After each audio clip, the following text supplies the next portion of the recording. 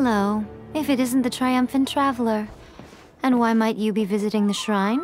A sign of piety, perhaps? You literally told us to come meet you here! I was just joking. I've been waiting for you.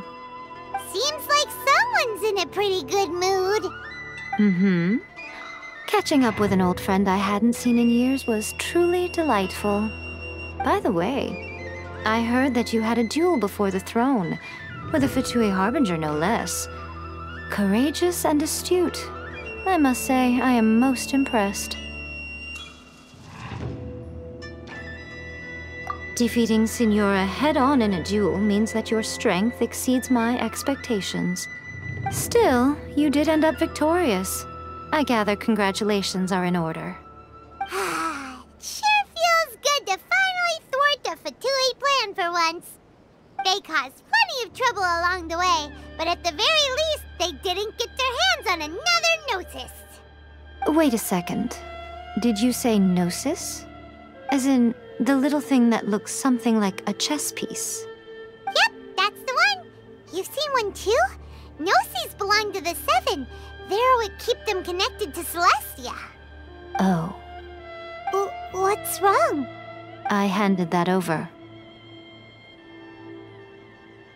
You did what now? Well, how else was I supposed to save your skin from the Balladeer exactly? The Balladeer is number 6 of the Fatui Harbingers. In terms of strength, he's superior to Signora. I'm not the kind of person who risks life and limb for any old reason. For once, Paimon just does not know what to say. After A created her puppet vessel, she no longer had anywhere to put it. As her erstwhile closest friend, A handed it over to me, and I've kept it in the Grand Narukami Shrine ever since. She no longer needs the power of the Gnosis, and in any case, she tells me she has severed ties with Celestia. Thus the Gnosis became not only useless, but also a potential source of conflict. Is that not a good bargain, exchanging it for the one at the core of the plan? Judging by the results, at least, I dare say I struck a good deal. When you put it like that, Paimon has to agree. The Traveler is worth more than a Gnosis.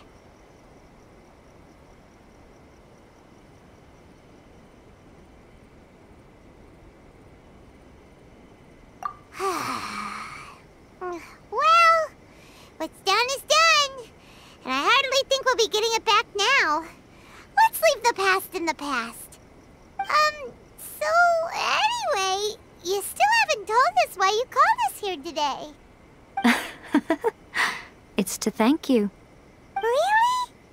You intend to travel all over Teyvat, and the time has come for the Inazuma leg of your trip to come to an end, has it not? As a mark of my gratitude, I will answer any questions you may have about the road ahead or the events of the past. What would you like to know about? That puppet was built with technology that has been lost to time. Perhaps she, as a god, is the only one privy to the knowledge of its origins. Still, there is one other thing on this topic that I suspect you may be curious to know. Before A began modifying her own godly form, she took it upon herself to create a prototype puppet. So, you mean there are 3 Raiden Shoguns? No. The prototype was merely a proof of concept. Its appearance and intellect were not based on A. It was a test. The original plan was for A to simply discard it. But perhaps A thought this to be too cruel, because in the end she chose only to seal the power within it. Later, this puppet wandered Inazuma as an ordinary human male with his own consciousness, until the Fatui took an interest in him. Ugh! Not the Fatui! Some eccentric geniuses in the ranks of the Fatui made adjustments to the prototype, not only unsealing his power, but very likely rendering him even more formidable than his original specifications. The object of divine creation is now the one who has taken possession of the Gnosis, and the prototype puppet is now known as the Balladeer. What a crazy story! It is, isn't it? Who can say whether it's coincidence or destiny? I'm surprised an outlander like you is aware that there was once a change of Electro Archon. Few citizens of Inazuma are aware of this. Morat's told us. He said that the Electro Archon Ball has passed away. Yes. The truth of the matter is that there were two twin gods, Baal and Beelzebul. Twin gods? They won the Archon War together, and when Baal established the shogunate, Beelzebul became her Kagemusha, or shadow warrior. In other words, she acted as Baal's body double. Beelzebul is A, with whom we are now both acquainted. Baal's name was Makoto. As far as the world was aware, there were not two, but one. They complemented each other, and they ruled Inazuma jointly, so there was no need for the public to know the truth. In fact, the name Baal and the title of Raiden Shogun was understood to refer to both of them. Right up until... Until what? Makoto died several hundred years ago in a war that I was not personally involved in. Since then, A has assumed the shogunate. Losing her sister must have been super hard on A.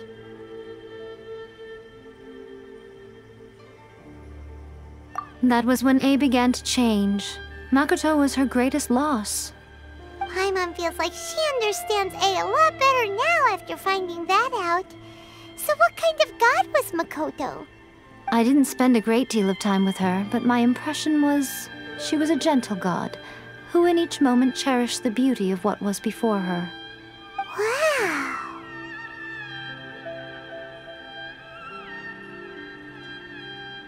Sorry, I haven't a clue. I'm also unfamiliar with the god you describe. But if you still have doubts about A, I would say they are misplaced. Not only does she not fit your description, but she voluntarily gave up her gnosis long ago, severing her ties with Celestia in the process. That's good to hear. Otherwise, given that I'm her familiar, it could have made our relationship rather awkward, don't you think? Don't worry, we aren't looking to pick a fight with you. I wish you the best of luck. May you soon discover the truth behind it all. As for your sister's whereabouts, I will use all the resources at my disposal to investigate it, and I will also borrow some of Ayato's people from the Shiumatsuban. I'll let you know if I find out anything. Consider it part of my means of thanking you.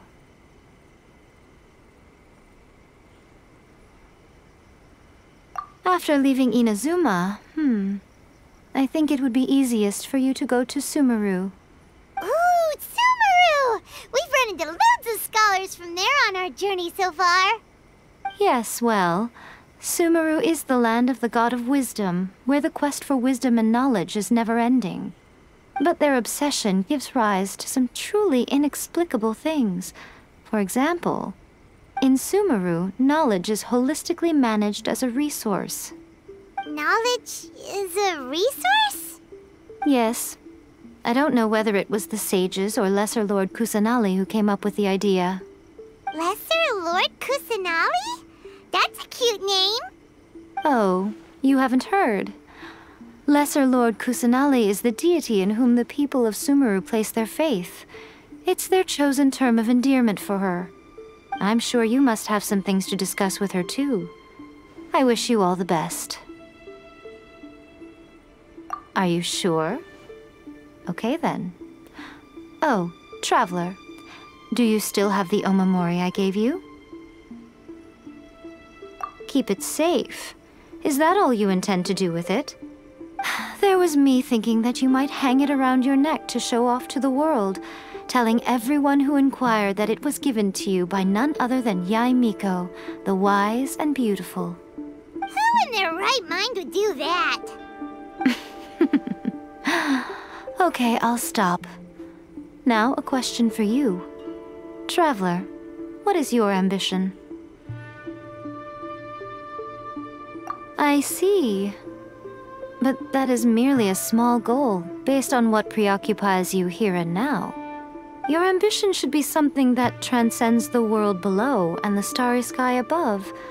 Something that shines in unison with fate itself. Perhaps the reason you do not possess a vision is that such an ambition has yet to be engendered within you. It's a possibility. Continue on your journey, and maybe that moment will come to pass. See that he stays safe. By the protection of the Electro Archon, may the blossoms of the sacred Sakura bloom eternally.